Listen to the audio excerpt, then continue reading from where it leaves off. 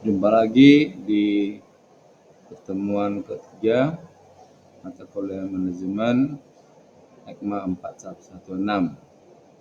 Kali ini judul yang kita ambil adalah pengorganisasian dan penyusunan staf. Nanti kita belajar tentang masalah desain organisasi, wewenang departementalisasi, hubungan pelaporan dan desain kerja, desain organisasi aktif, manajemen sumber daya manusia, perubahan organisasi dan kelompok. Desain organisasi itu ada pandangan klasik, pandangan neoklasik, dan pandangan konvensional.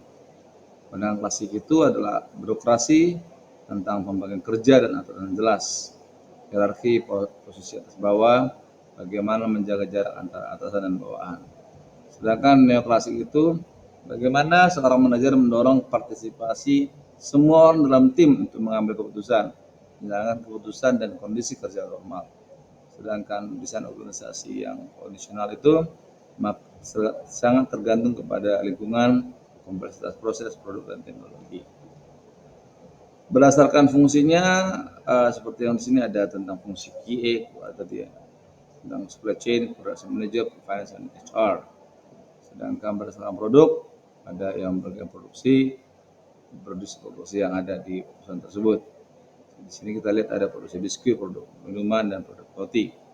Sedangkan tipe berdasarkan geografis itu biasanya untuk perusahaan besar, misalnya yang ada di Asia, di Afrika, dan yang ada di Eropa.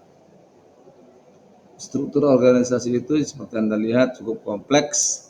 Ini dia matriksnya. Di sana ada vice president, ada engineering staff, ada project manager A, project manager B, dan seterusnya.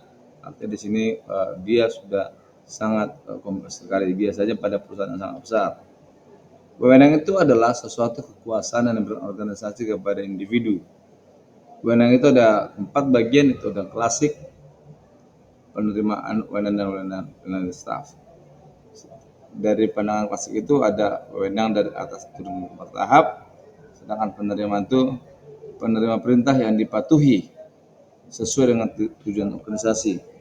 Wewenang lini staff itu adalah wewenang manajer lini ke bawah. Delegasi wewenang itu adalah bagaimana penugasan dan tanggung jawab formal organisasi kepada individu. Keuntungannya, manajer bisa fokus kepada strategi perusahaan. Sedangkan hambatannya, kalau misalnya manajer tidak yakin dengan kemampuan bawahannya, sehingga dia takut gagal. Dan ini yang menjadi hambatan dalam delegasi wewenang. Delegasi wewenang itu efektif jika memutuskan nama yang bisa didelegasikan. Bagaimana memutuskan mau diberikan kepada siapa yang tepat orangnya. Tugas didelegasikan dengan informasi dan wewenang cukup dan monitoring hasil delegasi dan feedback.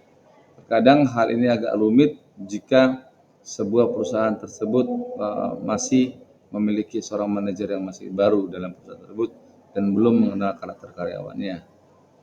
Pengelompokan kerja ada yang berdasarkan produksi, ada yang berdasarkan fungsionalnya, ada yang berdasarkan pelanggannya, berdasarkan lokasi, dan berdasarkan kriteria yang lainnya, seperti kita belajar tadi di atasnya.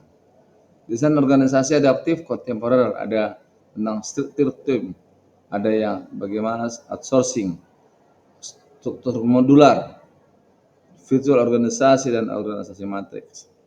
Desain organisasi adaptif, dinamika organisasi. Ada yang flexi time, berjam kerja fleksibel, telekommuting yaitu dengan pemanfaatan teknologi, pemadatankerja, jadi kerja per hari jadi 10 jam, namun ada hanya 4 hari kerja. Job sharing menggunakan kelompok-kelompok dan community of practices yang menggunakan komunitas-komunitas di sosial media. Proses sumber daya manusia itu dari perencanaan, terus ada rekrutmen dari seleksi, sosialisasi, pelatihan dan pengembangan, setelah tersebut dievaluasi. Biasanya akan ada looping ke atas kalau misalnya dianggap gagal. Tapi kalau misalnya dia nggak berhasil, maka diteruskan dengan transfer, promosi atau demosi. Kalau sudah tidak lagi bisa diperbaikin lagi, maka akan terjadi pemberhentian kerja secara sepihak. Ada analisis gap antara kompetensi dan kompetensi yang dibutuhkan. Tujuannya adalah pelatihan, bagaimana merancang dan mendesain program pelatihan, pelaksanaan pelatihan dan pengembangan, bagaimana mengevaluasi daripada pengembangan pelatihan tadi dan bagaimana memodifikasinya sehingga benar-benar cocok dengan kebutuhan yang ada. Kondisi saat ini ditransformasikan dengan kondisi yang lebih baik. Setiap perubahan ada pendorong dan ada yang penahan. Biasanya pendorong teknologi, bahan bakar lebih baik lagi, kompetisi dan tekanan pengawas. Sedangkan faktor penahannya itu adalah norma kelompok, adanya ketakutan perubahan dari antara individu, puas dengan kondisi saat ini dan kompetensi saat ini. Pengembangan organisasi itu ada berbagai upaya dilakukan manajemen puncak agar organisasi bisa memecahkan masalah dengan dapat berubah.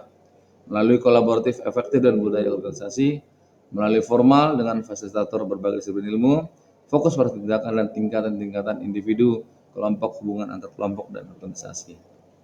Kelompok itu adalah dua orang yang atau lebih yang berinteraksi untuk tujuan tertentu. Alasan bergabungnya adalah visi berdekatan dengan ekonomi, kreativitas dan tujuan menarik. Tipe kelompok adalah formal dan informal. Sedangkan kelompok efektif itu adalah jika tujuan komite jelas, wewenang komitenya jelas, jumlah orang dalam komitenya formal harus ditentukan, ketua komite dibilang dasar memiliki kemampuan memimpin rapat yang efisien, mengangkat sekretaris permanen, agendanya dibagikan sebelum rapat, dan pertemuan diakhiri dengan tepat. Jadi ada efektivitas dan efisiensi di dalamnya. Pemecahan masalah kelompok, keuntungannya adalah banyak alternatif keputusan. Kelemahannya, kelompok membatasi alternatif keputusan.